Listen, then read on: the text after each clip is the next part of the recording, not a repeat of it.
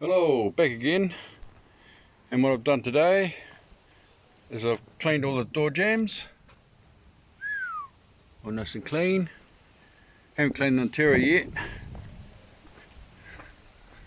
That's where the strut's meant to be, so I've cleaned up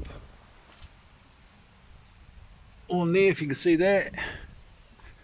That's the other strut there, need to replace that one there as well. So yeah, all door jambs. Don't want to bore you watching me with water blaster. Engine bay's looking a bit cleaner.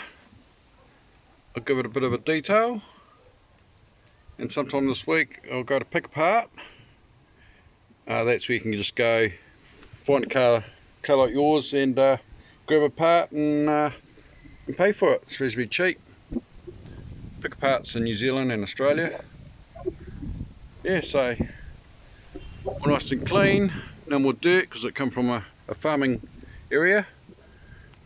So yeah, I'll keep you updated when I get some bits in for it.